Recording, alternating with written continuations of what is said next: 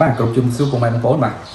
វីដេអូនេះខ្ញុំនាំពុកម៉ែបងប្អូនមកស្គាល់តាក់ទងជាមួយនឹងគ្រឿងក្នុងរបស់ធុងចម្រោះរបស់យើងបាទខាងមុខរបស់ខ្ញុំបាទនេះគឺជាប្រភេទគ្រឿងក្នុងរបស់វាហើយទាំងអស់នេះគេហៅវាថាជា strainer ឬក៏ភាសាអ្នកខ្លះហៅថាជាប្រភេទតម្រងធុងចម្រោះទៅអ្នកខ្លះហៅសបុកទៅអញ្ចឹងទៅបាទនេះតាមការយល់របស់ពុកម៉ែបងប្អូនអ៊ីខ្លួនប៉ុន្តែតាក់ទងមួយឧបករណ៍ទាំងអស់នេះឬក៏សម្ភារៈទាំងអស់នេះប្រើប្រាស់ក្នុងធុងនោះមានតួនាទីក្នុងការទប់ស្កាត់កុំឲ្យកម្ទេចកំទីកកឬក៏កម្ទេចកំទីសារធាតុចម្រោះរបស់យើងនៅក្នុងធុងហ្នឹងបាទបញ្ជូនទៅកាន់ប្រព័ន្ធបន្តទៅទៀតឬក៏ធុងបន្តទៅទៀតព្រោះដោយសារតែតម្រងធុងនេះបាទយើងមានច្រើនប្រភេទអានេះជាប្រភេទតម្រងធុងទូចហើយនិយាយពុកម៉ែបងប្អូនខ្លះក៏ធ្លាប់បានស្គាល់បាទនេះនិយមប្រើជាងគេ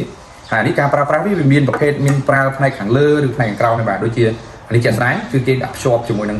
តយោតែម្ដងជាប្រភេទ strainer ប្រើបិទកាយដែលយើងបិទជាមួយនឹងតយោដើម្បីដាក់ចូលក្នុងធុងផ្នែកខាងក្រោមបាទហើយឬក៏មកប្រភេទទៀតនេះគឺយើងប្រើចាប់ជាមួយនឹងប្រភេទក្បាលពជាតែម្ដងដើម្បីដាក់បែបនេះដើម្បីកុំឲ្យកតិកទីសារធាតុរបស់យើងបញ្ជូនចូលក្នុងក្បាលធុងឬក៏បញ្ជូនទៅកាន់ធុងបន្តទៀតអញ្ចឹងពពួក strainer នេះគឺមានតួនាទីបែបហ្នឹងហើយប្រភេទនៃ strainer ទាំងអស់នេះ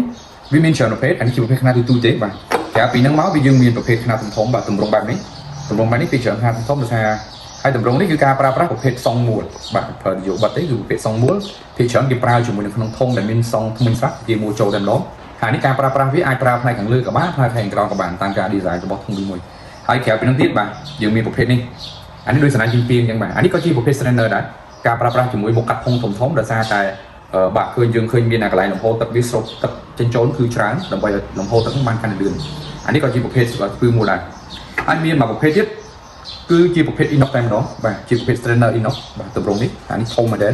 ដើម្បីធ្វើឲ្យការប្រើប្រាស់នេះគឺប្រើជាមួយនឹងមុខកាត់ធុងធំលំហូរទឹកខ្លាំងអញ្ចឹងគេប្រើ design ជា inox តែម្ដងហើយគឺគេមួលជាប់នៅផ្នែកបាតធុងហើយនៅផ្នែកខាងលើធុងតាមជាក់ស្ដែងតាមការ design របស់ធុងមួយអញ្ចឹង